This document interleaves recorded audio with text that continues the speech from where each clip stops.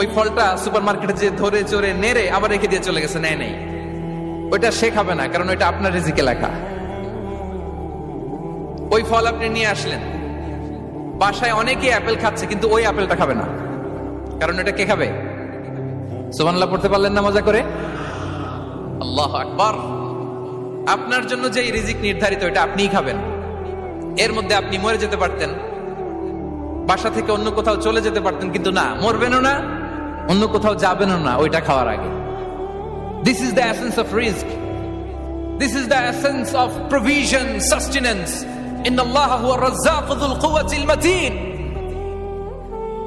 মায়ের পেটে থাকতে নির্ধারিত, ওই ফল কেউ টাচ করবে না up until you try it.